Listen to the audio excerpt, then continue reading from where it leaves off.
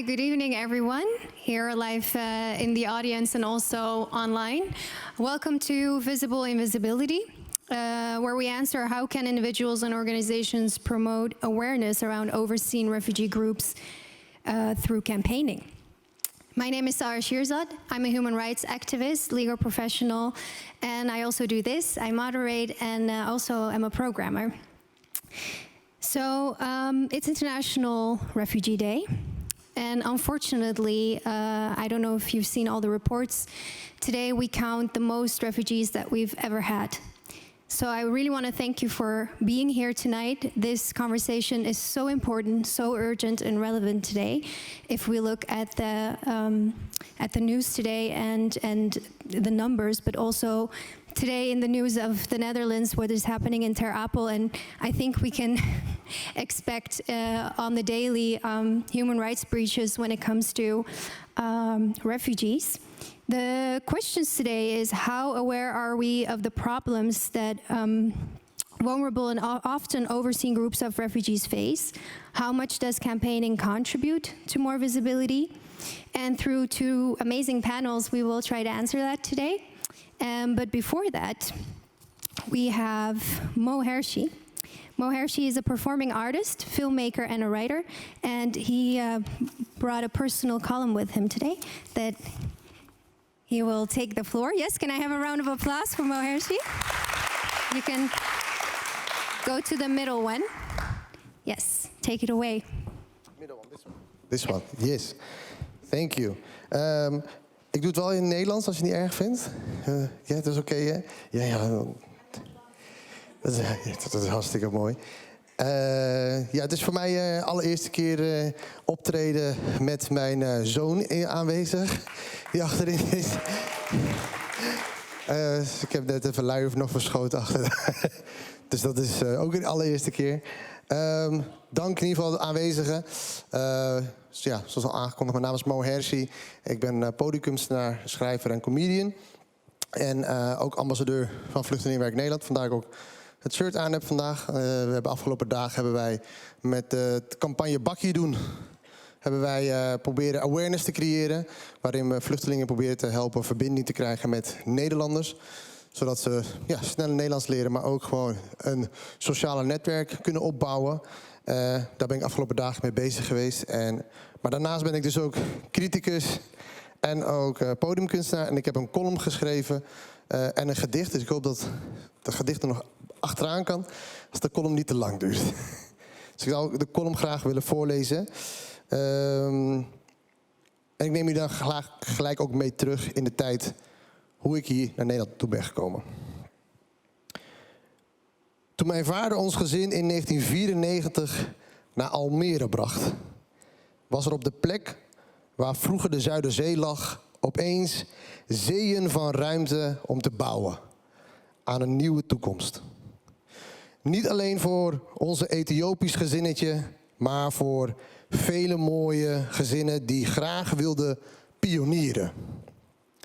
Mijn vader voelde zich dan ook totaal geen vluchteling, maar meer een ontdekkingsreiziger. Met trots bracht hij ons wekelijks langs alle wijken van Almere. Hij deed dan alsof hij eigenhandig had meegeholpen met de opbouw van de nieuwe stad. Hier en daar verzon hij er gewoon iets bij. We lieten hem graag in de waan dat we hem geloofden. Het was gewoon even fijn om niet even aan alle ellende te hoeven denken. We waren toen net zo'n 5 jaar in Nederland. Gevlucht vanuit een bloedende burgeroorlog in Ethiopië. Naar de betonnen bouwplaten van Almere. Mijn vader liet zich niet meeslepen door alle ellende van het verleden. Nog door zijn onzekere toekomst. Die hem nog te wachten stond. Er is in het Ethiopisch-Somalisch een uitdrukking die mijn vader graag gebruikte op momenten waarin wij bang waren voor iets wat nog moest komen.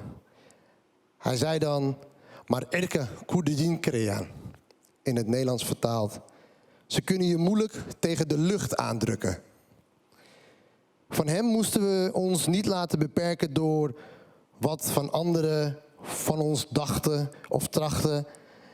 En hij zei ook, je moet gewoon altijd mee willen doen. Hij zei dan op zo'n prekerige manier, ze kunnen je moeilijk tegen de lucht aandrukken. Ik vergeet ook nooit dat hij de overvolle bestuurskamer van AFC Ajax binnenliep zonder afspraak, omdat hij het profcontract van mijn oudste broer wilde bespreken. Hij zei dat hij een afspraak had met Louis van Gaal. En wonder boven wonder sprak hij hem. En na afloop zei hij onderduims, terwijl hij een sigaretje opstak, ze kunnen je moeilijk tegen de rug aandrukken. Het gedicht wat ik jullie vandaag voor wil dragen gaat eigenlijk over, was net ook al vermeld, op dit moment zijn er 100 miljoen vluchtelingen over de wereld, waarvan 40 miljoen kinderen. En over die kinderen, dat gedeelte, daar wil ik het over hebben. En als kind zijnde ben ik eigenlijk al heel gauw naar voren geduwd als de vertaler van de familie. Vluchtelingkinderen moeten ook heel vaak sneller volwassen worden. Ze kunnen niet lang kind blijven. En over dat gedeelte van de vertaler heb ik een gedicht geschreven en die wil ik jullie graag voordragen. Met galgje, dan hang ik. Door die Nederlandse tong val ik, begreep die intonatie niet. Dus behalve de G's en de A's vlogen de woordenbrei aan mij jonge verstand voorbij. Zo, even kijken wat besproken is. Wat in uw dossiermap gewoven is. O familie Hersie, we hebben het flink overwogen, maar u krijgt geen papieren mee, nee. Hey kleine, vertaal jij dat even aan je ouders, oké? Ik was 8 man. Hoe kon je dat begrijpen dan? En weet je dit? Dit schiet bij mij mijn verkeerde keelgat, gast. Tranen schieten in de ogen van mijn moeder, man. Wat gij niet wilt dat u geschiet, doet u ook een ander. Ik schiet, ik versta je. In mijn hoofd greep ik die flapdrol vast. Dikke vandalen, diarree, van varen noem ik dat. Scheidwoordenbrei. Hier in Nederland slaat men het klotenboekje graag open, propt er nieuwe shit in als inclusiviteitsbeleid erbij. Alsof ik nu meetel. Nee. Wel het gemeentevluchteling geld ontvangen, maar toen liet hij ons koud hangen. En een verlangen naar wat linguïstisch / taalkundig onmogelijk is. En daarmee is nog niets gezegd. Wanneer het tijd is om terug te keren, zijn wij stakkers even slecht gebekt. You go back? Yes. Maar naar waar dan? Ver weg is dan? Nog zo'n woord. Wat praat je, man? Waar ligt dat dan? Oh, is dat waar ik vandaan kom? Want Afrika is toch één groot land. En alles wat eindigt op I, Ethiopië, Namibië, Libië. Ethiopië bestaat toch uit één berg zand. Nationale educatieve beperking noem ik dat. Collectieve historische geheugenziekte noem ik dat. Geamputeerde wereldkennisaandoening. Ga terug naar je eigen land. Maar luister dan, begrijp me dan. Als ik dat kon, was ik hier niet grap. Dus per juridisch besluit versterk ik mijn woordenschatten verrijkelijk tot het onvermijdelijk is om mij te verwarren met jouw taal. Zakpatat.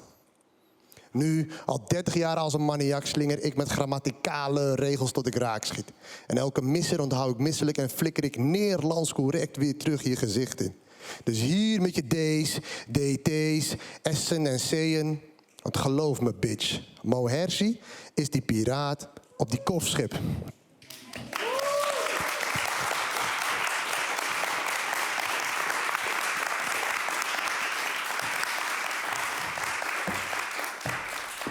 Super goed. Dank jullie wel. Jij bedankt. Jij bedankt. Echt, thank you. I have to continue in English. This is an amazing example, Mo. Just a compliment, and then you can go to your baby.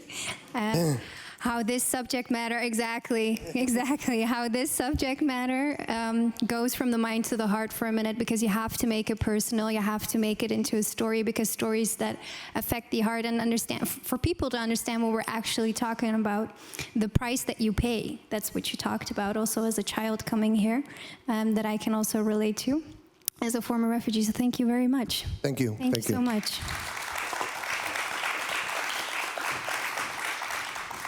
Wow, that was an amazing start.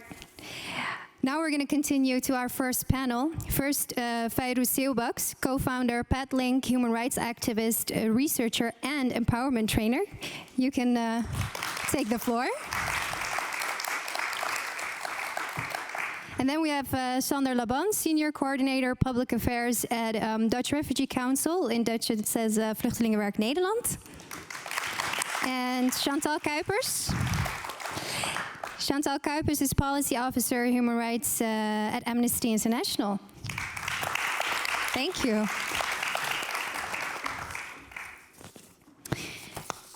So, Mo already said it, 100 million refugees and it's International Refugee Day. Let's let that sink in, huh? First question to all of you very shortly. What does International Refugee Day mean to you? Fayrouz. I would say a day to enhance advocacy, a day to create more awareness, tell the stories that are often untold, but also make, I do want to stress that every refugee is one too many, but there are within refugee groups a lot of marginalized groups that are very much overlooked. And we cluster refugees in a conceptualized manner as labeling them as refugees or asylum seekers, but we don't look at the intersectionality that is attached to this. So that's what International Refugee Day means to me. Wow, you said that very well in Thank you. In a short amount of time. Chantal. I think it's kind of like double for me. It's on one hand, it's a really good day Keep to that closer to for the live stream. it's on one hand a day for more awareness and to pay more attention to refugees, but on the other hand, it's like my colleague said today, Happy Refugee Day, and when you work in this field, it's not very happy. So it's kind of double for me. Yeah. Can you explain the double? Well, if you work as a policy advisor, you see like how wrong it is going, or how the situation is in the Netherlands, in Ter Apel, but also on every other level, and also how the Netherlands is worldwide, and how things are going worldwide. So, but on the other hand, refugees are also humans. So it's always talked about as a problem, and I think this is a great day to see that refugees are human and more than just a refugee. So. Yeah, thank you. Sander. Yeah, I was also thinking, I mean, yesterday it was Father's Day, for example, but I hope everybody loves their father every day and not only on Father's Day. I had the same feeling with this day. I hope everybody can pay attention to this issue and refugees every day and think about how we can relate to that, what we can do in our lives, or however we can contribute to actually improve this situation. So it's a good day because it gives us the opportunity to actually discuss these kind of issues and maybe raise awareness as organizations also, like Mo was saying, he was just coming from Bakkie Doen. So it's a very good moment for us to use, but yeah. Could you tell the audience very shortly, I know what Bakkie Doen means, sorry. Especially the English-speaking Yes, sorry, Bakkie Doen. Bakkie is the Dutch word for a cup of coffee. So you want to have a cup of coffee with me, you say Bakkie Doen. And Bakkie Doen is for us an awareness-raising campaign where it's about human contact. I mean, Mo showed it when he talks from his experience, what he lived, it hits you, and you actually meet as people. And because of the, let's say, narrative in politics, media, it gets polarized and people tend to drift apart more instead of looking at each other as another human being that has challenges that are actually quite similar or that you might be in one day. So it's a personal meeting as we did with Mo, but then in a conversation exactly, with a cup of coffee. Yeah, that's it. Yeah. Okay, yeah. Thank you. And I mean, you already mentioned that we should create awareness every day, and campaigning is a part of that. But I mean, we're also very dependent of media.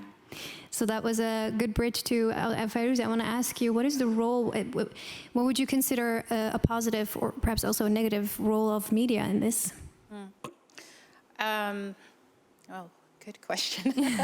Well, let's start with the negative sense of media. The media has the power to frame your minds. My mind, your mind, everyone's mind. They have the power to put the spotlight only on one group. They have the power to take away the spotlight of specific marginalized groups.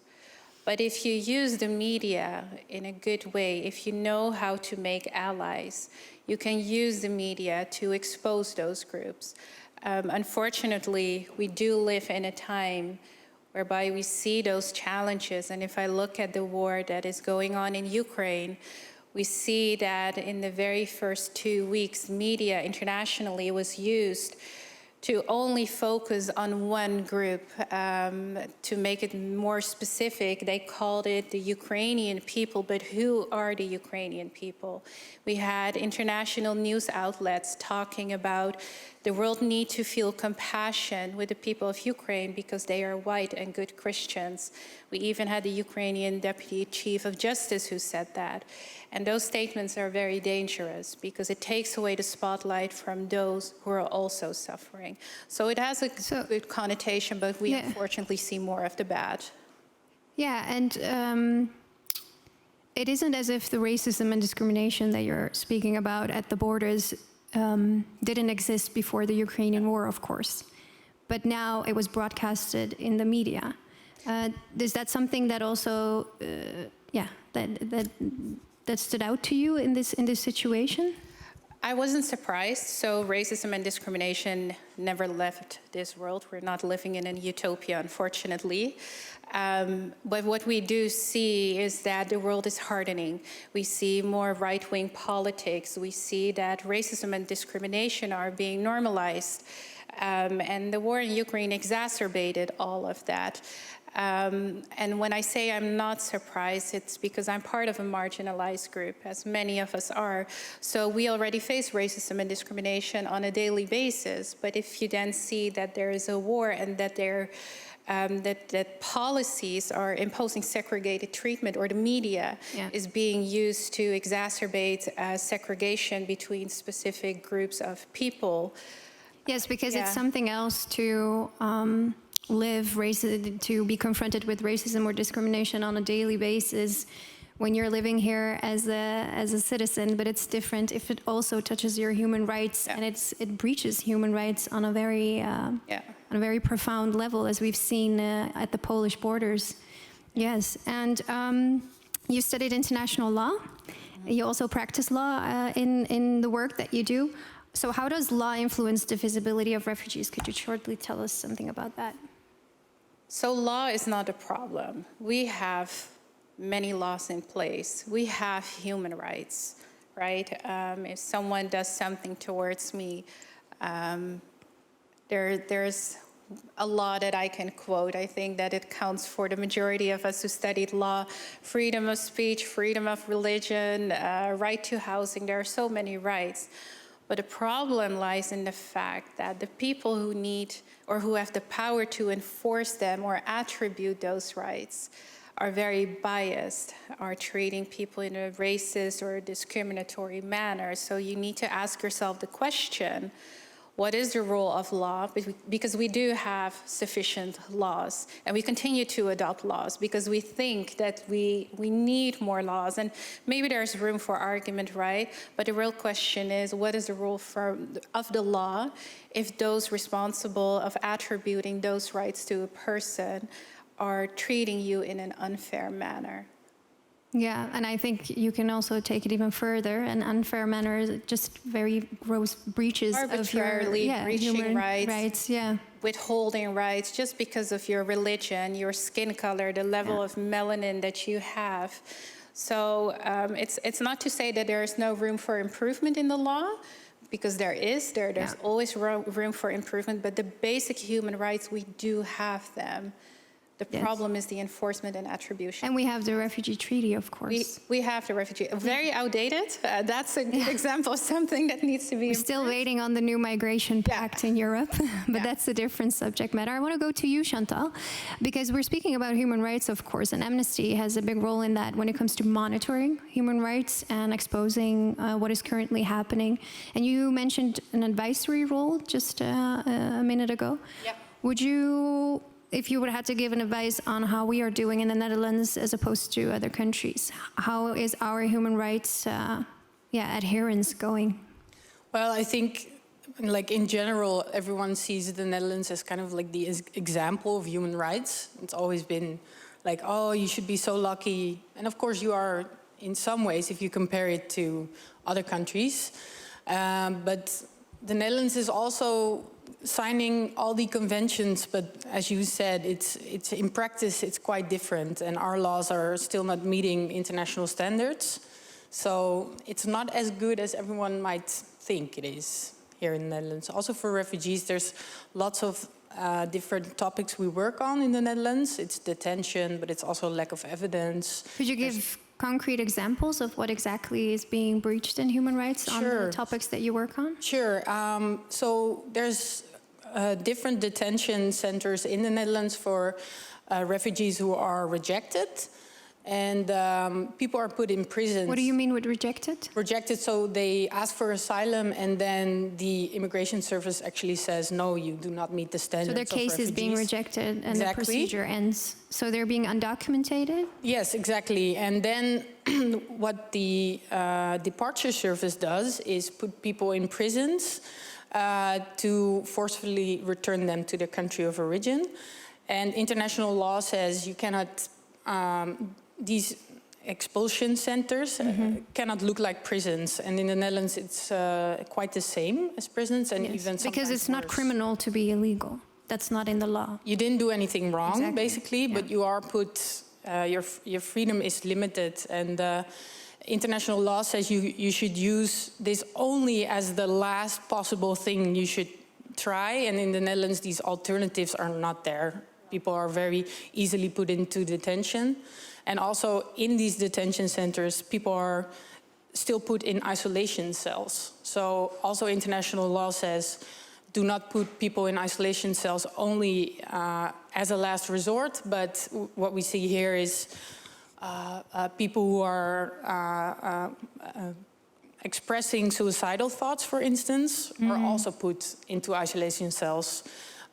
People who don't want to be in a two-person cell are also put in an isolation. So it's actually it's not an individual by individual case. They just put anyone and everyone in these cells. Yeah, and is it by the lack of space, or is this just for deterrence? Well, I think the bosses of the detention center say there's no way that we can punish people because they don't have anything. That's basically what they're saying. We cannot take anything from them if you don't have anything. Isolation is used as safety for the persons that are working in the detention center. That's used for example, why it's still But used. even being in a detention center, while you have the right to the liberty to move, isn't that already questionable under the human rights? For sure, yeah. And international law says only as a last resort. There's many other options. And are we in our last resort in the Netherlands that we have to use these detention centers? Well, what I know is that, for instance, you can say you can meldplicht. So it's actually the government saying you should be here every day and sign. That's way more freedom than putting someone in a cell for doing nothing wrong. But the Netherlands doesn't use this method, so people are... So you're obliged to notify your presence every day in the that would be a great alternative, but the Netherlands doesn't use this. So and people are put in prison for half a year, and they can be extended for half a year more, and then for half a year. So there's lots of people who are repeatedly put into detention for a very long time. I can also imagine that has a severe psychological impact on these people. And then mildly. And then these people are put in isolation cells because of this. So it's kind of like a circle. Very bad circle. Yeah. Sander, as the Refugee Council, or Vluchtelingenwerk as we know it in Dutch, you also do a lot of lobbying when it comes to the rights of refugees. Can you tell us a little bit more of how you from Refugee Council campaign and stand up for these breaches of rights that we just talked about? Yes, sure, yeah. Well, I think, when it comes to visibility, as with almost all issues, it's best when the people that have experienced it tell their own story. And that with this group isn't always possible because of also legal issue. When you talk about undocumented people, it's difficult for them to stand in front of a camera and tell, hey, I have this and this is my experience, because of the threat of not being in the country, obviously. And the same goes for people that are still in their asylum procedure. Often they are very reluctant to tell about their situation because it can have an impact on their status, let's say, on their asylum procedure. And that's the difficulty, I think, with these issues. Because, for example, I don't know if you guys know Yesef, if you followed the issue around, there was a group of people who got a pardon in 2007. So they had a permanent status after that, but they, through some loophole, weren't allowed to get a passport. So it was a group of 10,000 people who were allowed to permanently stay here, but no passport, which was very, well, first of all, just in the sense of inclusivity and belonging, it's already terrible, but also in the terms of not being able to vote, not being able to travel. It had a lot of implications. But anyway, he, at some point, told his story and was able to get, let's say, at a talk show, and then it got a lot of attention. And I think that shows that lived experience, that will, bring some visibility. But then the second point, and then you, is that even if you have that visibility, that's not the goal in itself, visibility, right? The goal is change. Because, of course, because the policy actually has to change. Exactly. If I'm not mistaken, because there was years ago another Sahar, and she was on the news at talk shows because she was sent back to her country as an Afghan family because her father was criminalized and breached laws in Afghanistan, and then she had to sign petitions, and then she was allowed to stay. This happened also to many other individual cases. Children, I forgot the names of the two children a couple years ago that kept coming on the news, and then the media creates these, how do you say it, uitzondering op regel, I have a blank. Exception to the rule, thank you very much. And it's not about exception to the rule, it's about the rule itself. Exactly. So and then you come to Fairouz's this point. vicious circle also in float if we use visibility in individual cases every time? What are your thoughts about that from the Refugee Council? Well, I think you're completely right that the system has to change. And you come back to Fairouz's point, it's about implementation. Yeah. And in the Netherlands, we've had the childcare benefit scandal. I mean, also to that point, it has been the most visible issue of the last, 2-3 years. But has it changed? Actually, for the people, no. They're still trying to change the issue. So I think that on a lot of, the government as a whole, but also in this issue, has gotten into this systems has no approach, more automated approach, which isn't about people. And in the end, if you want the systems to be about people, there needs to be space for people to make their own judgment. Because if I speak to you, I should be able to let myself be, let's say, touched by your story, and that should influence my decision in the sense that it isn't all, we can't put everything into a legal rules, not everybody fits into that legal rule. So there needs to be. There's not one size fits all in the legal framework, but the legal framework should, and Fairouz, I'm going to go to you, should be a basis to move from. And I think it's one of the issues is that a lot of it is a case-by-case basis, where in the E&D and in organizations that have to deal with these cases, a lot of, because they base it also on views and polarization and how the society views refugees also has an impact on how they see these case-by-case basis. Yeah. While we need maybe a stronger fundament of these regulations and laws. So it's it goes two ways, right? Either we have a system that deals with things on a case-by-case basis, and then they take 6 months to a year and a half, and I think we all know in the Netherlands how many years a procedure can take. Yeah, and in Netherlands you cannot work or go to school in the meantime. So you are very marginalized on a lot of levels, and then I'm not even discussing the situation of children, right? But the flip side of it, and a good example of that is the UK, the Rwanda deal that we briefly talked about backstage. So what the UK did, the UK made a deal with Rwanda for 120 million British pounds, and they don't look at it anymore at a case-by-case basis, or they are not looking at it from a human perspective, like you said. So what the deal basically entails is that we all know that people take the boats on the sea to enter the UK, but it must be borne in everyone's mind that there needs to be, there is a situation that someone is fleeing from, that they see the sea as way safer in comparison to the land that they come from. They don't do it for fun. They are not what they call in the Netherlands gelukzoeker, like someone who just looks for its luck somewhere else, or what they call economic refugees, right? There is a real story. But what the UK is now doing is that the moment that you enter the shore in the UK, they collect all those people in a pool, detain them, book an airplane or buy it or however they do it, and they board everyone on the plane and fly them to Rwanda. So they don't look at the merits of the person or the individual circumstances. They fly them to there, and they need to seek asylum in Rwanda. And Rwanda has a terrible human rights track record. So you need to find a balance in doing justice to a person, to looking at a situation case by case, because there are different needs.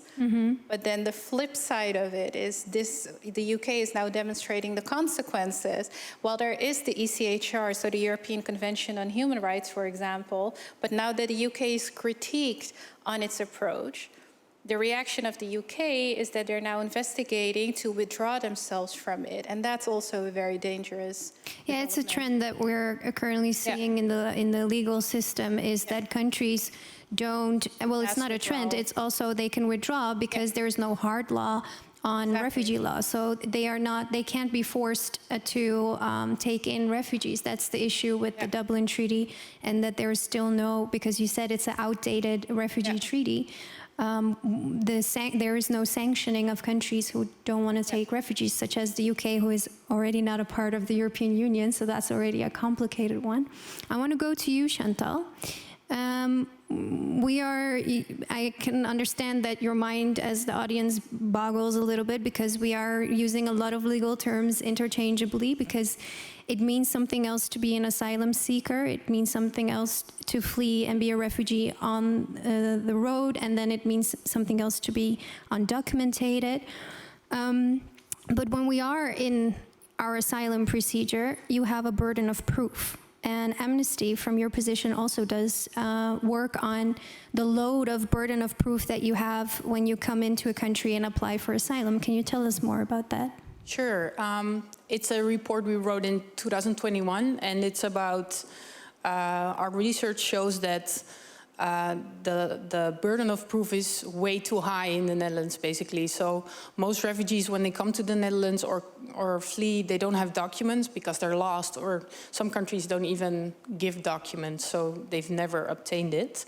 And can you give examples of what kind of documents we're talking about? So passports or other identification. Birth certificates. Or anything. And what the Immigration Service does is give you an interview and ask you questions about where you're from, all those kind of things. And what we see is once the IND says we don't believe where you come from because you don't have documents, it's very hard to prove them otherwise. And what we're saying is, according to international law, you should give people benefit of the doubt.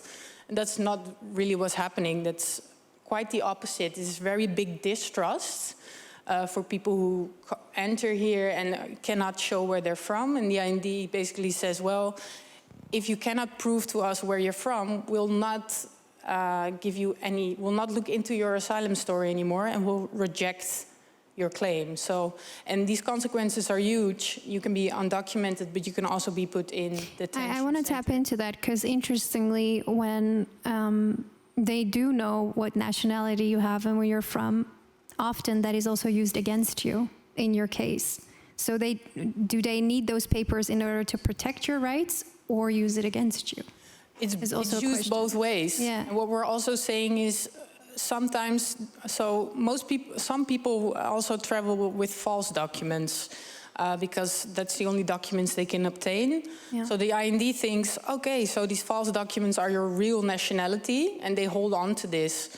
But what we see is, maybe with LGBT persons as well, that the false documents that are used, it's also a country where homosexuality, for instance, is also punishable. So we're saying in some cases, it doesn't really matter if you think someone is from Tanzania and you're really from Somalia, then both countries, it's punishable. So it doesn't really matter what you're doing, but you should look into this asylum story because you're breaching their right for asylum.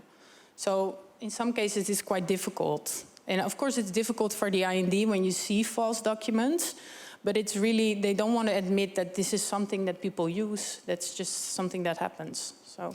Yeah, and the IND also in the news I've read that has a very tough time with employees, and there's a high workload. So you would think that the government would lower their workload and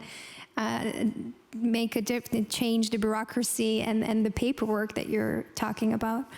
But about that burden of proof, Sander, could you tell us also a little bit more from the Refugee Council what implications it has for refugees when it comes to these papers about nationality? We also talked about safe country of origin. So it is very important when you're a refugee where you're from. For example, Syria is considered as a conflict area. So when you're a Syrian, you have a different burden of proof than when you're from a safe country. And now you see in the Dutch media also the words like veilige lander, which is, there are already so many dehumanizing words, but we can keep getting new ones. So you're not a human that had fled, but you're a veilige lander, a safe country. I don't know how to translate that even into English. Yeah, so that has also deep implications. Have you worked together with policymakers or lobbied on this issue that the policy needs to be changed when it comes to these safe and unsafe country lists? Yes. Because this is in the end started on the European level, but one of the issues is also, which we were just discussing, that many European countries use different definitions, different lists of countries that they consider safe. But the danger with this policy, as you said, is that you can still come from a safe country, but need international protection. If you are an LGBT person or you're being prosecuted because of who you are or what you say, you can still come from a safe country, but you would still need international protection. So in essence, legally, as you said, case by case, your case should be reviewed on its individual merit, and not on the merit of your country as a whole maybe being safe. So the risk of this approach, and that's what we have been highlighting, is that you approach people as if you're coming from a safer country, so it's likely that you're, and that already puts something in your mind when you approach people. And that's the danger that you see. And not only that, because of that use of that safe country list, the word veilige landers, let's say, has become very,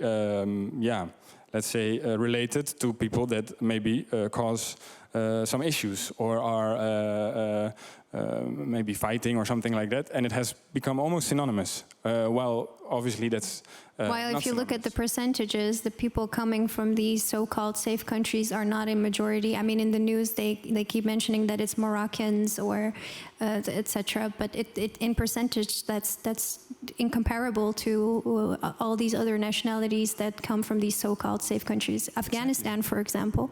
I mean, every idiot that watched the news knows that that's a country of war, and it's in the global index, it's the most dangerous country in the world again in 2022, and still Europe and the Netherlands refuses to consider Afghanistan as a war country. So exactly, and it not only has consequences for your procedure, but also for your shelter. Yeah. Because you are put in a different location than others. Which means that, for example, now with the crisis in the shelter, many city council don't want to provide shelter, let alone for a safe country location, let's say. Yeah. So it has many adverse effects, and we're also pleading now that all that should be mixed. The shelter should just be a shelter for whoever. Yeah, yeah. And Fairuz, you also campaigned against discrimination and racism, as we just talked about, but also more specifically for vulnerable groups as well. Yeah. What do you see happening here in the refugee rights and vulnerable groups? I think I first want to tap into something that she said about the role of nationality and the question that you asked. Just ask yourself the question, right? We just discussed what is the role of your nationality or your passport, but now wonder what is the role of your skin color? Really, what is the role of your skin color? We're all sitting here, diverse groups. Some of us are white, some of us are black, some of us are in between. But your skin color, it matters. It determines the rights that you have. And I think we have a picture that we can show. I'm gonna step back. This is a message that I received from one of the men that I'm helping, one of the cases. And he says, hello, any advice on how someone can overcome people who are racist towards you? I was treated badly today, and this has affected my state of mind. Why are people treating blacks like it's a crime to be black-skinned? We never created ourselves, nor asked for this life. I am so depressed here. I am pained and hurt. For the first time in my life, I felt less as a human. So my question again is, what is the role of skin color? And can you give context to this message? Yes. When did you receive it, and where was this person? So this message comes from a black person, a person of African descent who was in Ukraine before the war started over there. This person is a young man, around 21, 22 years of age, studied there. His parents, when he was a young boy, kindergarten age, collected money, saved it up every year so that one day he could go to a university. So it already demonstrates that he basically has nothing to go back to. They're not profiting from anything, right? They apply for a visa to study in Ukraine. The reason why they study in Ukraine is because in the Netherlands, it costs for a law school degree at Utrecht University, for example, 17,500 euros for one academic year. And in Ukraine, it costs around 2, 3, sometimes 4,000. This person was not illegal over there. At a certain point, the war broke out in Ukraine, and he needed to flee away from the war, just like any other person. And this person comes from Africa, a continent with primarily only black people. So he wasn't aware of how bad racism and discrimination was on the European continent, right? He was never exposed to it. So he fled away through Poland and ended up in Berlin. And once he ended up in Berlin, he applied for not even asylum, but for help, for protection. And he was discriminated by state officials. Discriminated while he had all the right papers, like nationality papers or a permanent residency. But it's because the color of his skin that he was refused all the rights. And until this very day, while we are standing over here, he is in a closed camp. And when I say a closed camp, I truly mean a closed camp. So, yeah. Thank you for bringing this story forward, even though this individual is not present. That also shows how eminent it is for people like you to show up on stages and tell these stories, because how else would we come in touch with these stories? Well, I mean, if the media would cooperate well and keep bringing these stories forward. I just received a message that we have a little time for Q&A for the live audience. Oh, there's a hand immediately. I'm very happy about that, because the first question often... That's will. Yeah, that's strong will. Can I just communicate how long do we have for questioning? 5, 10? 10 minutes. Okay, I'm gonna try to be quick. So the question is for everyone. We have 10 minutes. Okay, well, my name is William. So I was wondering, I'm not really aware of how the refugee system works in the Netherlands, to be honest with you. But if I look at parallels with other systems that I'm more familiar with, I'm wondering if the same tendencies that happen in other like Western countries is happening also in the Netherlands. So if you look at France, for instance, you have Le OFPRA, which is the institution will be in charge of asylum seekers and like analyzing cases. And something that I've been seeing in the past 2 decades is over-medicalization and psychiatrization of asylum seeker claims. So you had to prove that you have been tortured. You had to have a medical report proving that you were like traumatized. And like everything has to be balanced according to the medical expertise of someone who is not aware of your personal experience. And that piece of paper will be really critical for the analysis of your case. And that creates a burden that you have to prove physically or through like your torments as an individual that you have been tortured or your life is in danger. So that creates like a really unbalance of power with professionals of the medical field in the system. So this is in France. So I'm wondering if it's also happening in the Netherlands. And the other aspect is like to go back to the UK case. There is this, I won't say weird parallel, but because for people who use it, they're really well aware of what they're doing. But they're saying that they're putting in place more restrictions, and they're doing this policy with the Rwanda, with the return, which thankfully has been suspended for the moment. We'll see where it goes. But that it is to protect refugees against criminal organized crime, like organized crime that will try to smuggle people into the UK, like if it's bananas, you understand what I mean? Like literally, like we're talking about merchandise, and so to protect the life of those individuals.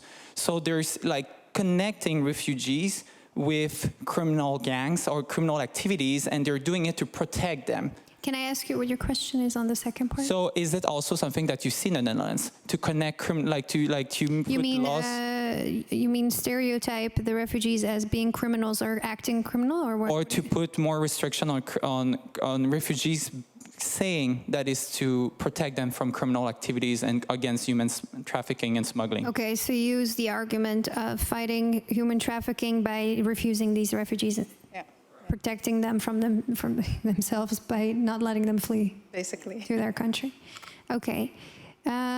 Who wants to answer the first part? And yeah, Chantal? Yeah, I can only speak from my experience. So we are starting a new project on persons who have experienced sexual trauma.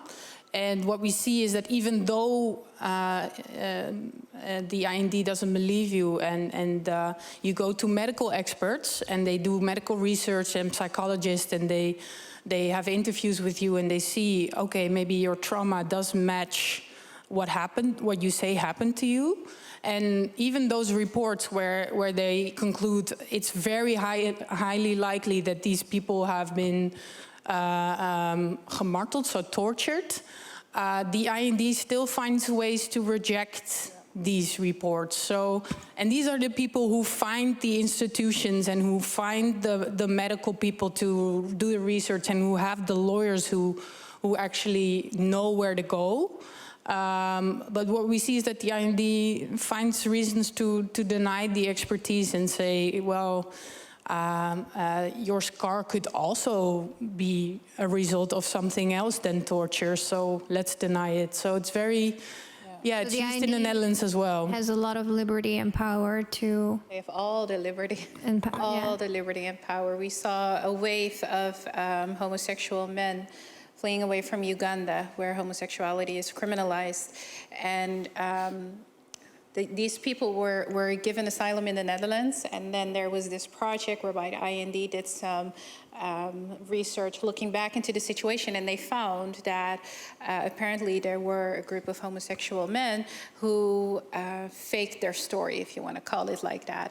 And the consequence of it today is that they placed extremely high restrictions on homosexual men now coming from Uganda to the Netherlands. and in a way punishing new refugees or asylum seekers for the wrongs being done by those in the past. And regarding your question of the UK, so the argument by Boris Johnson's his party was that he wanted to break down the smuggler system.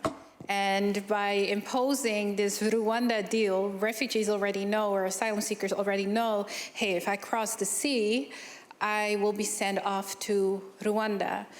So he is basically, So then they're saved from smugglers in their life. So they're basically being used as a pawn, which is a very strange construction. We don't see a similar construction yet in the Netherlands.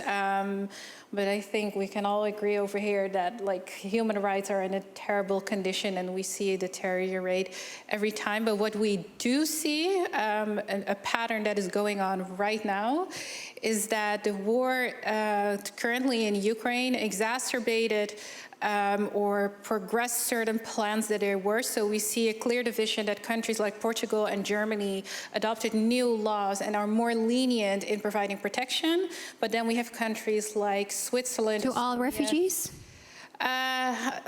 Then we come again to the skin color or religion. No, but I mean, these are not exceptions just for Ukrainians. It's on paper for all refugees. I mean, racism.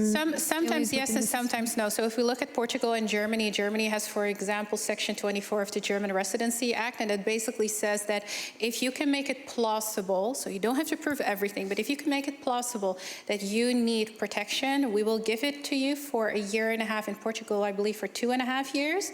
And in that period of time, you can build your case and provide more and more evidence. But if we compare it to countries like France, Estonia, Switzerland, it's just deportation right away. So it's not a uniform practice, but we see it worsening as an ongoing trend. Yes. Thank you. I think if you take it back to the Netherlands, like migration deals are also in the coalition agreement. We were very proud as the Netherlands to write the Turkey deal, which resulted in very bad situations on the Greek islands. And the coalition agreement basically says we will make more migration deals with countries that respect human rights.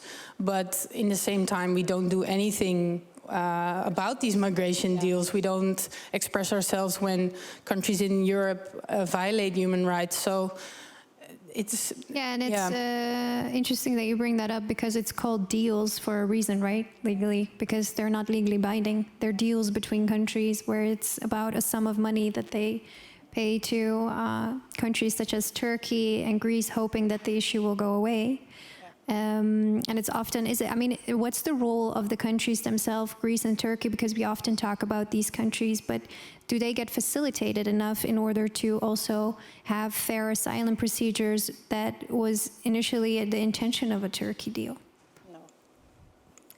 No. I think we all know the situation on the Greek islands. Moria, France, Calais, I believe, as well. They're not facilitated enough. And one of the problems is the Dublin regulation. So for those without a legal background, it basically means that if you flee away from a country, the first safe country after the unsafe country that you enter, that is the country that is responsible for your asylum application or refugee application. So there are specific routes that people take. One of those routes is to Calais. Another one is to Lesbos.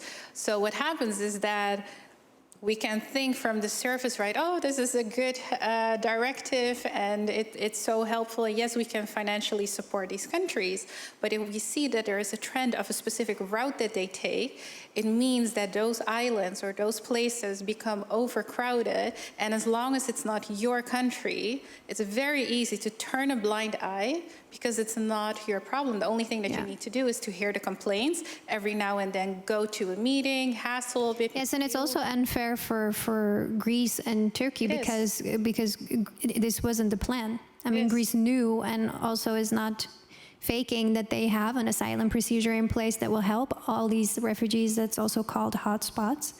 So thank you for tapping into the Turkey deal today as well. And again, hopefully there will be a new migration pact that will that will solve these issues. I think we have room for one more question. There's also an opportunity for questions in the end, but maybe there's one last question for this panel, or else we can. Yeah, sure. I mean, you're unsure, but share with us anyway. Yeah, I was just thinking about, because on different scales in different countries, like as well as in the Netherlands and in other countries, there's all these breaches of their legal breaches, and like countries can be held responsible for and accountable for like the breaches of human rights that they're accountable for. So then I'm just wondering if if there's like legal or like court cases that go against this and like really prove the accountability of these countries or institutions, like those just take very long. And it's just, we can't, like if now in Ter Apel people are sleeping on the floor, like I guess it could in some way be proven that that's like a breach of human right. But then like, yeah, we can't just suddenly be like, oh, in 2 weeks this will be solved because it's... Or take the government to international courts. Takes years. Exactly. So you can't really lock the Netherlands up or anything. You have to really go through. Yeah, so that's why I'm wondering, like, are there other like in-between steps that can be taken besides just, I don't know, like That's a good question. raising, like gaining visibility, like. Sander, can you answer that? Yes, but I also wanted to emphasize that strategic litigation is also a very good way. I mean, it's one of the ways. It takes longer, but it does work. Can you explain strategic litigation real quick to people? It's like, I think you guys know the Agenda case, where there was an NGO that took the state to court on not reaching the climate deal, and they won. So that has proven that the law, in the end, is a very good way to also change policy. And we have a committee on strategic litigation that looks at strategic cases that are an example of things that happen more often, like to a larger group, right? So that could set precedent, basically, for another group. So, for example, there was an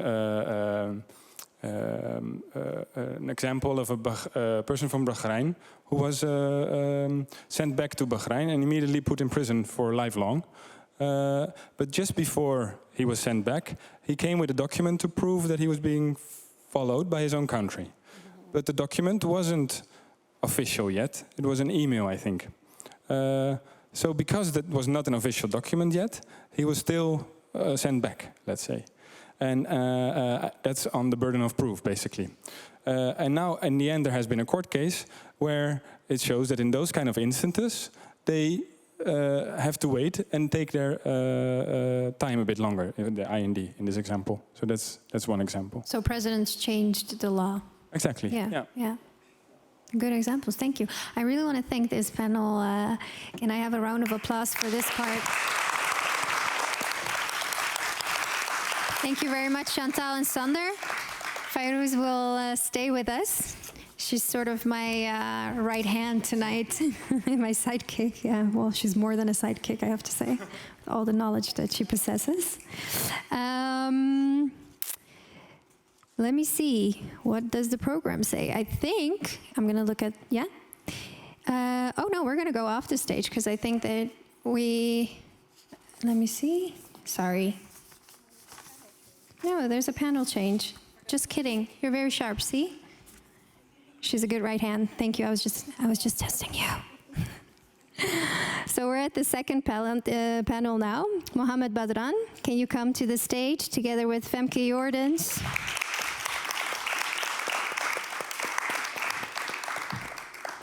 Femke Jordens is External Relations Officer at UNHCR, and Mohammed Badran is Social Designer and Advisor at Open Embassy and founder Syrian Volunteers in the Netherlands.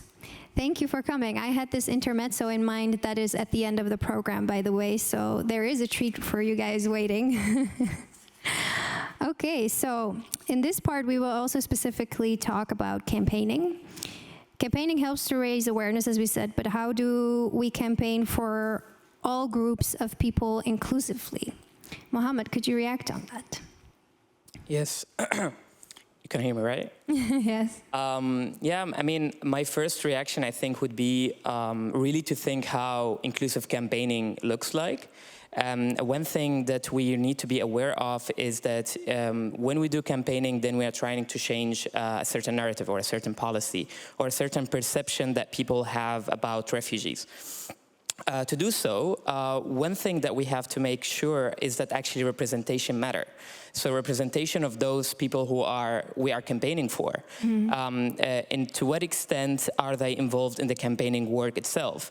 To what extent they are leading the campaigning work? So I think that's, to truly leading an inclusive campaigning, then we really need to make sure that those who are most affected by the policies, by the perception, by the narratives, are involved and are critical of the work that we are doing.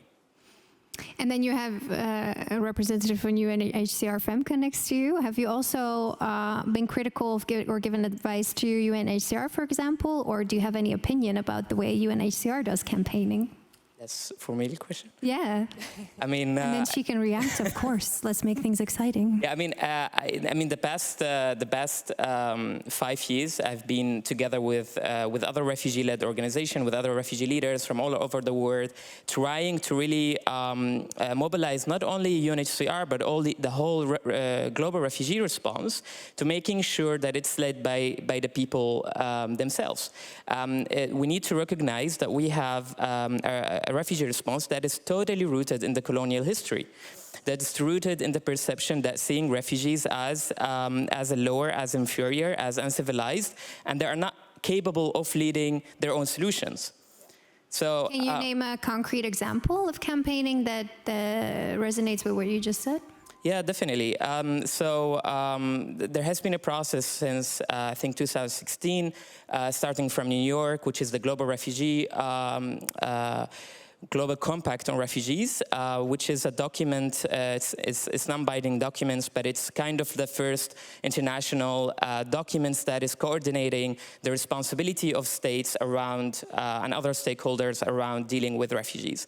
Many of the refugee-led organizations have been advocating for the inclusion and meaningful participation of refugees at the table. So really having a seat at the table and in all these negotiations, conferences that it's happening about refugees without refugees.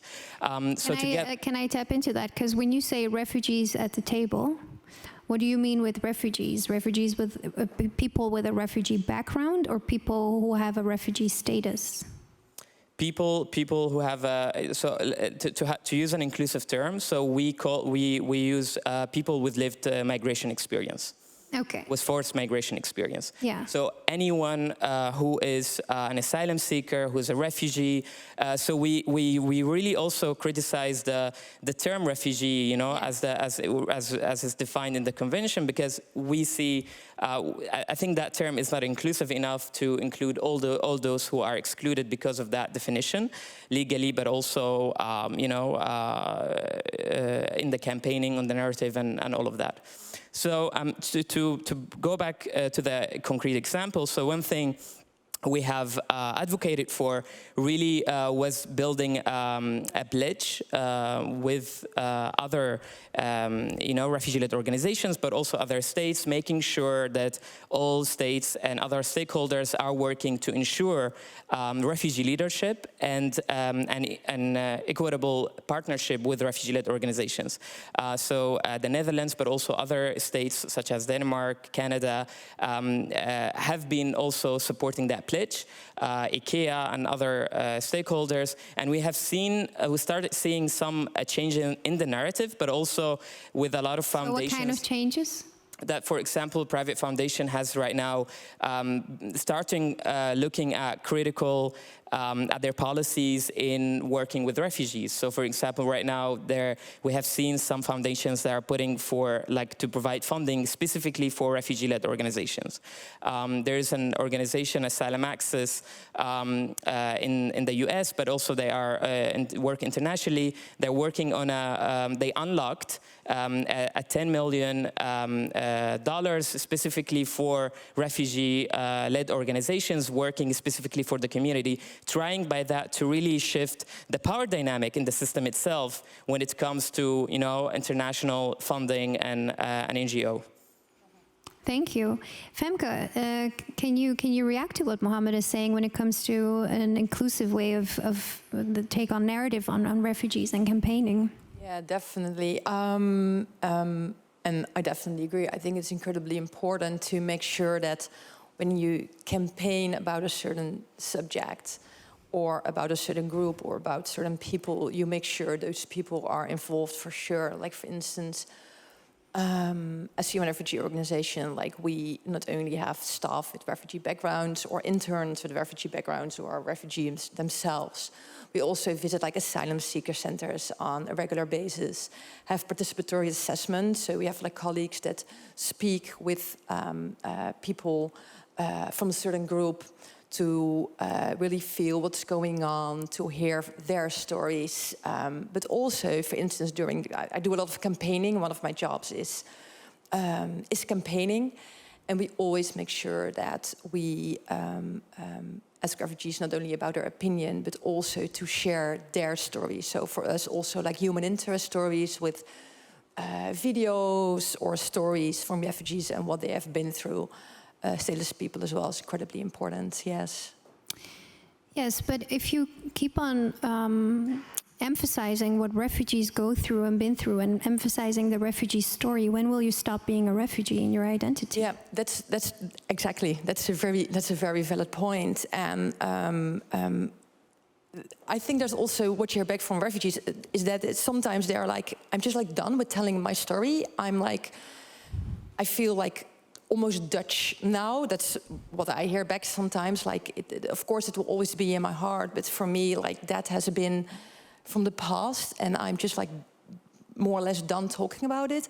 And others really are so eager to share their stories for other people to hear their message, and to maybe by doing that also give others strength and maybe a little bit of hope as well. But that's. Because I'm going to give a little point of, a little bit of criticism when it comes to UNHCR. I think you're doing very profound and amazing work, but there was this program that I saw coming by on social media. It's called Vluchtverhalen, I think. Refugee story, it's a podcast. And it's about the stories of people with a refugee background who are here for a long time or a shorter amount of time, and they tell their refugee story. And then I'm thinking, here's UNHCR, you've existed for so long, we've been talking about inclusivity for so long, and if you would emphasize your story about how you flee and your vluchtverhaal, you will be reduced to your refugee story continuously, and then being a refugee becomes an identity, right? Because the strange thing about, we keep talking about refugees today, but as I said, you have asylum seeker, you have a refugee status, and then you're a Dutch citizen. So if you keep emphasizing on these stories of vluchtverhalen, you will be reduced in that. And being a refugee should not be an identity, right? It's not a state of being, it's a judicial status, and hopefully in a very shortly, and then you'll just be a citizen of a certain country. So then why emphasize these refugee stories? Yeah, it's the Vluchtnummers was an... that was Vluchtnummers. Yeah, Vluchtnummers. Yeah, it's a podcast we've done together with Stichting Vluchteling. Yeah. And with the Ministry of Foreign Affairs and Jollof Rice Productions, who did the production of the podcast. But I also really think that, I think like so far the discussion is very much in depth. You can really tell that everyone here has a lot of knowledge about refugees. I think that the vast majority, I think like 99.5% of the Netherlands is still too unknown about what's going on. People in the Netherlands still think that here we are like, the Netherlands is becoming overcrowded with refugees. And I still really think that it's important, therefore, to not only share stories, what people have been through, also to show the strength of those people. That's not only like what people would say, I'm just like overly, like the single Syrian man coming over here raping the women, you know, what a lot of people back then used to say. Totally ridiculous, obviously. But I think therefore it's good to share stories.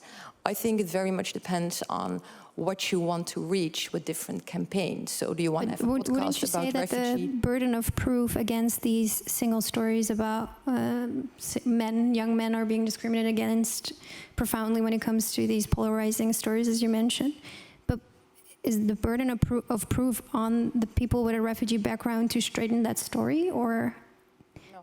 Because that's basically then what happens, right? Sorry, say it again. So if you utilize the stories, and sometimes I would say capitalize also in certain examples, capitalize these stories of refugees or former refugees, then the burden of proof is on them through their stories to straighten the polarization of what you just talked about, is to utilize these stories to change the narrative, but then is it on them to do that? Is it on these personal stories to do that? Would you also, you can react in a minute, but Fairouz, do you want to react? And then Mohammed, I will give the floor to you. Respectfully, I 100% disagree with the statement regarding that people don't know it. Like you said, we all know what happened in Afghanistan. For some kind of God-given reason, we shut off our humanity last year when we wanted to evacuate women and children from Afghanistan. We started to rebel over here because we didn't want to, and I say we, but I exclude myself, and I hope that many of you exclude yourself from the we as well. But we started to rebel over here because they were foreign, or they wouldn't fit in the Netherlands, or some kind of other reason. We damn well know what is going on. We choose to stay blind. We make that decision. I'm going to make a complete different analogy, but I think everyone in this room knows the Black Pete debate in the Netherlands. We know the racism and discrimination that's attached to it. Why would that racism and discrimination be different when it comes to Black refugees? We very well know what is going on. But if there's one thing that we have seen, and I'm coming back to my colleague, is that the entire system of international law is born out of colonialism. Human rights are born out of colonialism, right? The Universal Declaration of Human Rights was adopted in 1948 when the Black world was still colonized, right? The Refugee Convention, the 1951 Refugee Convention, adopted when the world was still colonized. The entire system is a reproduction of it. It keeps in stand those who are elite and those who are being marginalized.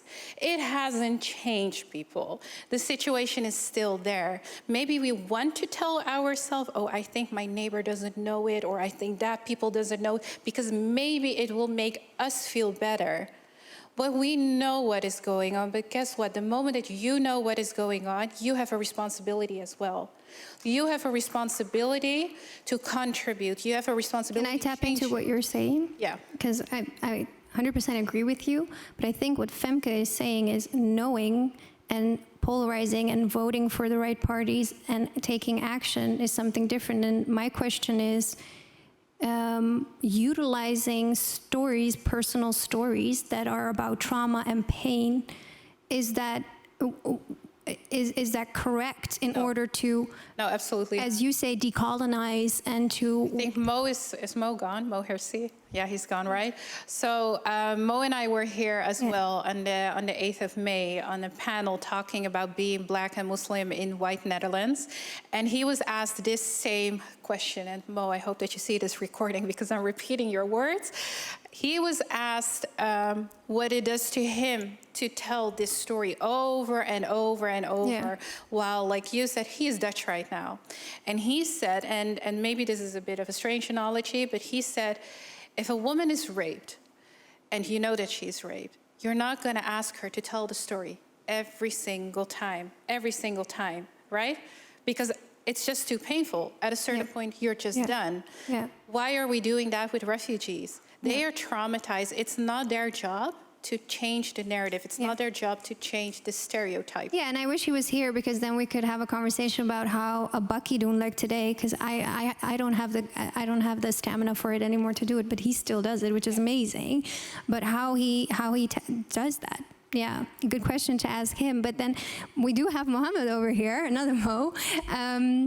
Can you maybe react on this inclusivity story? Because talking about the identity of a refugee, on the one hand, we want people with a refugee background at the table. On the other hand, we don't want to identify them as refugees. There's a tension there. So how do you deal with that in your advocacy? Yeah, I mean, so one thing maybe to really just to analyze it, which is actually what narrative are we talking about? If you Google right now refugees, you're gonna find the victimization narrative, which is also something that many organization has been for the past year also using, including UNHCR, for campaigning, raising money, children, women. These stories triggered people, especially rich people, to donate. The other narratives that we have also seen is that seeing refugees as a threat or as a burden, and we have seen, also we need to understand the power dynamic, with what the media, how the media frame certain refugees and other refugees. I mean, with Afghan refugees, we have seen some people calling for protests against establishing an asylum seeker center for Afghani refugees. At the other hand, we have seen a different reaction when it comes to Ukrainian refugees. We need to recognize the power dynamic and how the media framed a certain narrative about certain groups of refugees. I mean, I've been in an event a few days ago, and then we were talking about the clarifications about this, and then also the panel speaker, who's professor, respected, and then he said that also that the reason why people reacted different to Syrian refugees than Afghani refugees than Ukrainian refugees is because of individual stories. It's because Ukrainian refugees were telling their individual stories. But there is a power dynamic for who would open that space to tell your own individual story. And it's a burden, and I think it's also a responsibility. Some refugees, they can't do it, but some refugees are able to do it. And I think, working with the refugee community, then you still have some people who are able to bring that stories up to the front. Mm-hmm. Yes. But then emphasizing it is a different thing you're saying, if I'm understanding it correctly. Femke, UNHCR is also doing amazing work because we know that there are 100 million refugees currently, and we have those reports because of UNHCR. There's so much work on the ground, but you also are involved in many campaigns, as you said. Can you tell us more about these achievements? And I think you brought a couple of examples of these campaigns as well, and maybe also tell the audience, because it's World Refugee Day, something tangible and what we can do. Yeah. Because we keep talking about these vulnerable groups, but... Well, this is a campaign that we did last year. Yeah, so I think over almost 2 years ago, we have the legal department in our office that wrote a report on family reunification. And for us, lobby is one of the most important aspects of the office. And we really wanted to do something with that report. And the report came up with some recommendations. And we decided to do a campaign built on those recommendations. So the recommendations really were about how we in the Netherlands could do a faster, safer and family reunification procedure here in the Netherlands. And the campaign built upon those. So we decided to partner up at Ben & Jerry's. And we started the campaign with a kickoff together with our head of office and the founder of Ben & Jerry's, Jerry Greenfield. You can see them, I think, bottom left. Inviting the policymakers, the lawmakers, government officials. I think the Dutch Refugee Council was there as well, to inform them about our campaign, hoping that it would impact, our lobby, and to tell the importance about what we wanted to achieve. Long story short, we decided to do a petition campaign, and we wanted to run it for 6 weeks, hoping we could gather 10,000 signatures within 6 weeks, and then hand over that petition to State Secretary at that time, Ankie Broekers-Knol. we achieved. I think one of the reasons we did that was just because we were creating a lot of human interest stories, people willing to share their stories, people who were already reunited, but also people who have not been reunited yet, and the impact of not being with their family on them. Yeah, and I think after 6 weeks, we handed over the petition to State Secretary, and she promises she would look into it. And we thought, okay, let's see what will happen. But I think, like, up to now, Oh, that's why her picture is up. yeah.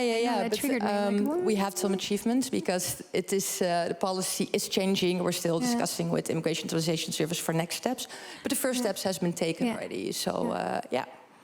All right. Yeah. Thank you. And did you have any? That was it. Okay. Thank you. And any examples of what within the audience or anybody in the live stream looking? What can we do? I think it's we shouldn't make it too complicated for ourselves. I mean, you can do a lot, but if you want to do, like, start with baby steps, just try to read things about refugees. I clearly believe there is a lot of things that people don't know. I clearly believe that people still think that we are being overwhelmed by people surveillance, just like the Ipsos research that showed that I think like 4 out of 5 people in the Netherlands thought that we had, I don't know, like millions of people here in the Netherlands, but just isn't true. If you look like the figures, I think like half of the people, of those 100 million people, of the refugees stay within their own country. People don't know that even. So read, but also try to share posts on social media. If there's a post that you think, okay, that's important, just echo that message. Try to echo messages that you resonate with. Maybe become a buddy for a refugee, or sign petitions if there are any petition campaigns going on from whatever organization you want to support. Maybe have a Ukrainian or any other refugee in your house. I mean, there were a lot with Ukraine. There were a lot of people that called me, I want to do something. And of course, I truly believe that it's very important to be solidarity also with other refugee groups. I totally believe that other refugee groups were forgotten. So also try to echo their voice. Okay, Yeah. thank you. Fairuz, would you like to react on that? Because I've seen facial expressions over here.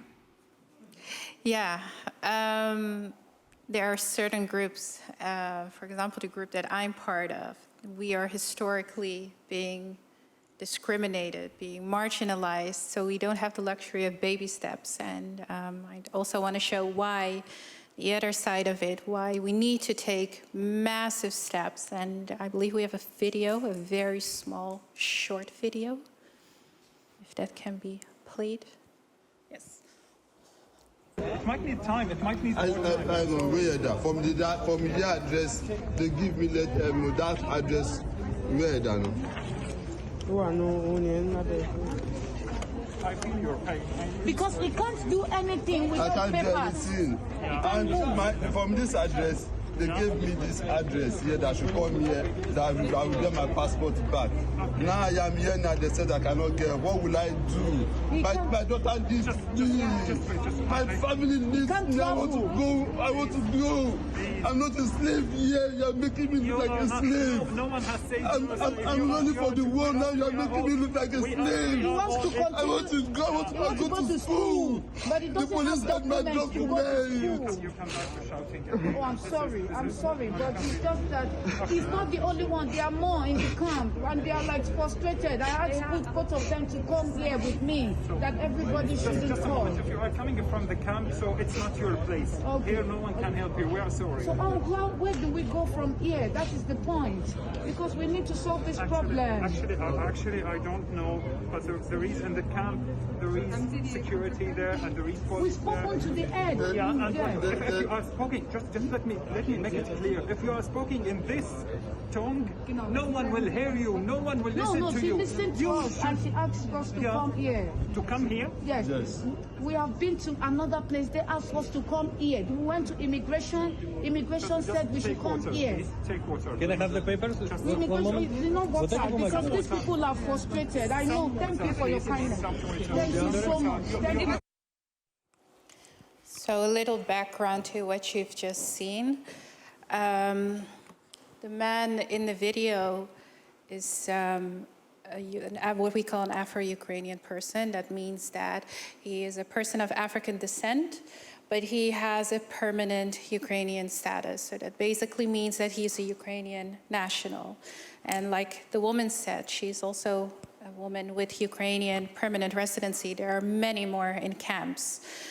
So let me explain the facial expression. The example that you, for example, gave, taking in refugees at home throughout Europe.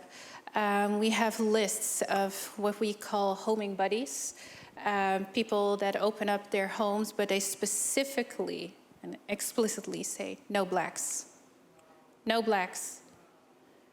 This happens in the Netherlands, in Belgium, in Germany, everywhere, no blacks. So no luxury for baby steps. What happened in this specific case is that he has the same human rights as white Ukrainians. The emphasis is on Ukrainians because there are specific laws within the borders of the European Union, like freedom of movement, right to housing for children, right to education. What they do is they single out all the black people. It doesn't matter what your nationality is. It doesn't matter if it's from a European Union country. It doesn't matter if you're a European citizen. The only thing that matters is you're black. And they collect all of these people and they put them in closed camps. This man is separated from his children, 4 children, and his wife. They placed his wife and children in Camp 1 and him in Camp 2. What he talked about, the passport. So we all know your passport is super important if you want to apply for benefits. What they do with the black people is they take away all the passports. If you don't have a passport, you cannot apply for benefits. You cannot start a case because you continuously need to identify yourself. And this is just the tip of the iceberg.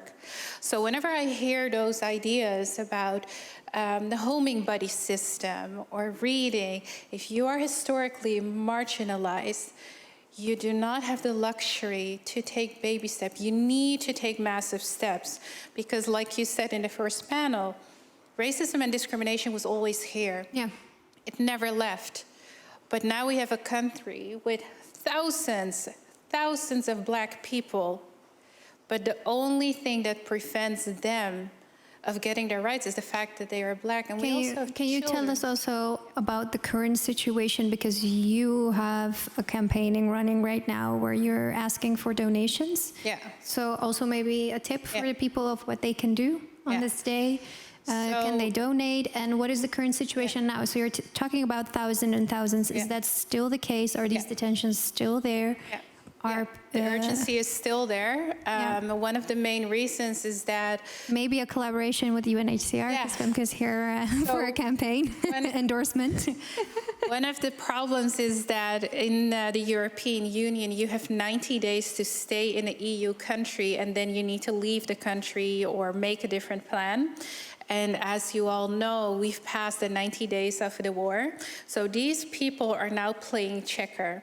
And there are many children, many children who are placed in closed camps, no education, not being able to be a child. They cannot play. They are traumatized. They don't have the right to see a doctor or social worker whatsoever. They are literally isolated from the rest of the world. Now, when it comes to campaigning, in the audience, I have 2 allies of me sitting there who've been supporting me throughout. And as they can attest, for us, campaigning is very, very difficult. I did a campaign in Rotterdam. It started in the first week of the war. And it was a very simple campaign. I created posters with a list of goods that you just have at home, like a bag of sugar or salt or diapers or something like that. 99% of the people who walked in were black people. The 1% of the people that were white that walked in, they spit on me, they tried to attack me. I will leave out other horrible details, but the reason why I'm telling you this is that— Were you being targeted? Yeah, literally just sitting outside. So these were extreme groups targeting you because they No, not were even aware. groups. They just walked, and the poster was the flag of Ukraine, And then I've printed the African continent as a map on top of it. And it literally said, translated in English, help the Africans affected by the war in Ukraine. So people would just walk by, they would spit on you. The N-word was used multiple times. Wow. People physically attacking you. And I'm not the victim over here. I do want to make that one clear because I'm a tough cookie to crack. But the reason why I'm telling you this is because it shows how difficult campaigning is. And the reason why I refer to these two allies is that... Allies, can you put your hand up? Over here. And a round of applause for the allies. Thank you. So what made them good allies is that, and not in a derogatory way, but they know their place. They learn, they listen, we talk, we share ideas. And there was a point where we needed to pay for surgeries and food and baby diapers, vaccines. And I had sent a screenshot to them to see how much money we'd received in, I believe, 2 or 3 weeks.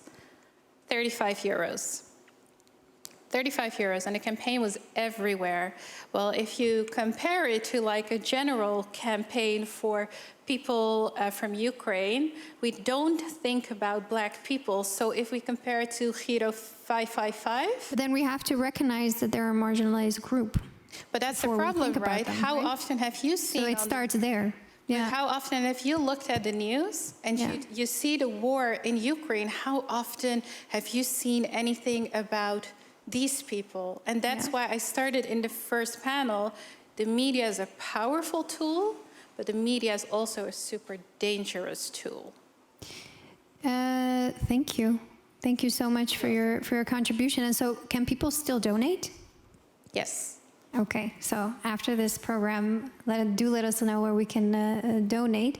Mohammed, do you want to add anything to that about when it comes to campaigning and marginalized groups and how the double standards have come up so intensively after the Ukraine war? Yeah, maybe one thing is that we need more allies. We need more people who, when they walk into a room, full of talking about policies, talking about solutions, they need to scan the room. They need to look and make everyone accountable, whether refugees or people who we're talking about are sitting in that room itself. Are they leading these solutions or not? So I think that's one thing that we have to do. And then the other one is that, the massive increase of companies that, out of the sudden become very supportive of refugees, such as Booking or Airbnb or, others. These companies need to be also held accountable. They need to be held accountable in the same way that they are opening up right now the spaces and access for Ukrainian refugees. They need to open up the spaces and access for all refugees. And they need to hold accountable by the employees, by the institutions. We need to have a concrete mechanisms on how we are going to hold these institutions accountable for their actions. And how do you do that through your work? I think one way is to making sure that all human rights organizations stands very grounded into not cooperating with any of these organizations unless they are treating all refugees equally. Yeah. Or governments. Yeah. Femke, would you like to react to that? And also, one of the tips that you gave is read and inform yourself, because statistics, I think Ipsos you mentioned, say that people are not well informed enough still, and then you're of that opinion. But also, what is the reason of them not being informed or thinking these thoughts? I mean, where do these false numbers come from? I think there's a lot of fear amongst people. I mean, why would you react to, like the example you gave? Why would you do that to someone? I think that all comes down to fear and ignorance, like not knowing, not opening up your heart. Yes, but that fear is cultivated by... Yeah, and I think that's why raising awareness... and politics, right? Yeah, and I think that's also why raising awareness is so important. So keep on trying to talk to the media, to spread the message. Keep talking with each other. Make sure that things like the buddy, like the bakkie doen, like for example, like where people can meet each other, are so incredibly important to keep on campaigning about certain topics and also about marginalized groups. Keep on doing that, and I truly believe that like raising awareness also is just incredibly important, because people are just. But if we keep creating awareness, and parties like the PVV, FVD, and VVD keep lying to us, where do we start? Yeah. The VVD literally said that because of people coming from so-called safe countries, we don't have space for Ukrainians. That's a blunt lie, because they have been cutting back their budgets on places of refugees like the Azatses, etc., for years and years. So if there are these profound lies by the people ruling in our cabinet, we can aware ourselves to the max. But then if the policy doesn't change because of all these lies by politics, and then it gets all down again to the whole political discussion. It all starts in some way with politicians and politics. And how does the UNHCR in their campaigning and their work deal with that? We lobby a lot with political parties. Sometimes we try to do that with right-wing parties, but that's incredibly hard, because they are so they believe in basically everything that we hear from them. But I think then again it comes down to politics. So for instance, like also if you look at like root causes of why people flee and have to flee their country, that's very often it's conflict, it's war. And that also again starts with politics. So May I ask you a question? yeah, sure. Did UNHCR, make a statement to falsify that lie, that other politicians are making, like as a fact check? Yeah, we do a lot of, like, we call it backdoor diplomacy, so just one-on-one talks. I also talk a lot with media, and when I speak to them, I also tell them, sometimes I see headlines, and when I know that person, I just call that person and say, listen, this is just not okay. Sometimes I even hear back from journalists, like, I do remember one journalist once told me, like, I feel, how do you call it in English, like a roepende in de woestijn, like someone trying to spread a message, but no one is listening to me. So they also have colleagues that are, like, in normal daily life, like, that don't want to do that, and others are more, like, open towards change. Yeah, but like I think what we need is like awareness, which is bold, which is taking things, put it out there, really facing these politicians for their lies. Can we see such actions also from UNHCR? Yeah, but don't forget the UNHCR, and I think that's incredibly difficult. I think the most difficult part of being part of UN refugee organization is that you have to. That you have to be diplomatic. So, like, working for the UN means that you have to deal, for instance, if there's like a war going on and people flee their country, we have to ask that government if he can set up like a refugee camp over there. So we really can't afford to like fight with the government, so to say. We do that, but not openly. So, yeah.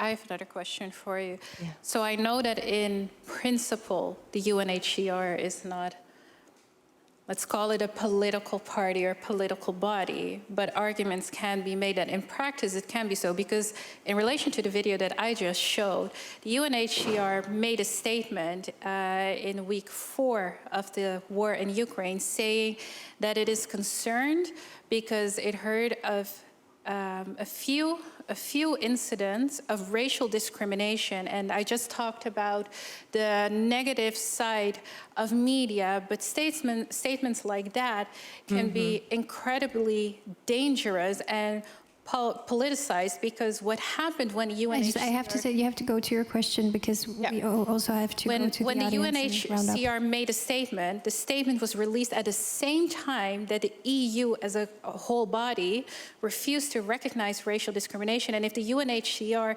then comes with a statement saying that it's concerned about the mere incidents of racial discrimination, it is actually behaving like a political diplomatic body, which can be very harmful towards certain refugees. So how do you see that? I truly believe that To be really honest, I didn't know about what's, because we have statements like almost every week. So I'm just like, sorry to hear this. I really should read that statement in order to like react properly. But I think that I think that the UN, when it comes to racism and discrimination, I mean, the UN is, if you read like the UN handbook, we start with, we the people of the United Nations. So if you look at like the General Assembly, general meeting, it's like all racial background, all different people. So I think like But that wasn't the intention of the UN, and we all the people originally didn't include the black people. So my question again is that statement that the UNHCR made is very detrimental to the black refugees from Ukraine. So is the UNHCR then not behaving as a political diplomatic entity to serve the political interests of certain countries to not step on their toes? I think we have to round up, but I also think that that question can be pointed at the entire UN body.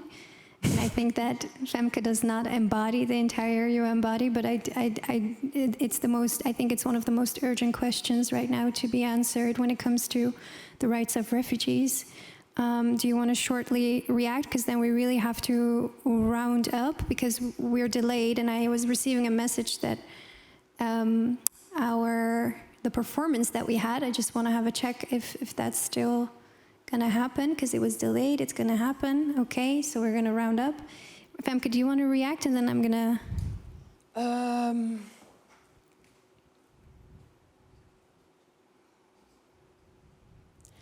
Yeah. I think it's very complicated. So I think in order to answer your question properly, I really want to read the statement. But I'll make sure to get back to you, I promise. And maybe you can also talk like for a drink later or anything like that. But again, as being said, I think like the UN would never discriminate or get into any, let's leave it like that. Yeah. Okay. Can I just add one more point? We're really running out of time, so if you keep it short and sweet. Very, very short. But I think this is part of, the decolonization of the system. This is part of, if you are a human rights organization, then you have to be, you are not a political party. You don't have to be very political, diplomatic with everyone around. You have to truly represent the interest of the people who you are serving. Thank you very much. With that, I want to round up this panel part. And sorry, the Q&As can happen after the program. We had a bit of a delay also with the performance later. So I want to have a round of applause, and you can ask your questions maybe later. Thank you so much, Femke, Mohammed, and Fayrouz. Now we have Atan, that's a Pashtun dance. I'm very looking forward to this because I usually see this in Afghan weddings. Originating from the tribal Pashtun regions of Afghanistan and Pakistan, and it's considered the national dance of Afghanistan. And the dance is connected to the British occupation and the Pashtun resistance movement, when Pashtuns used to dance to instill confidence and energy amongst warriors and readying to battle the colonizers. The Atan Girl is a group of two girls, Gina Wafa and Parwana Al-Mayar, who love the art of dance and especially Atan dance. For Gina and Parwana, Atan is a way of connecting with their roots and the joy it brings to them. And some final words also. I want to thank the audience and my apologies for the delay. Behind the scenes, there was a bit of a delay because of the performance. And on behalf of Pakhuis de Zwijger and all the speakers and organizations. And if you like today's program, make sure to check out the following programs, also for the live stream. Tomorrow, 21st of June, first summer day, Overeenkomst in Verschil. It's a conversation about similarities between different communities and how differences can connect. Also something we talked about today, huh? On June 23rd, erken 1 juli als Nationale Dag. How do we ensure that Ketikoti becomes a national holiday and commemoration day on July 1st, the day that slavery was abolished? And on the June 27th Public Space Paradox, this program will focus on public spaces in cities to understand who the public spaces serve and what characteristics make some public spaces highly welcoming and some not at all. All programs can be viewed through the website for the live stream, thezwijger.nl, or the YouTube account of Pakhuis de Zwijger. Now time for performance by the Atan Girls, and afterwards you can continue the conversations, as I said, with drinks, and also a big round of applause for yourselves.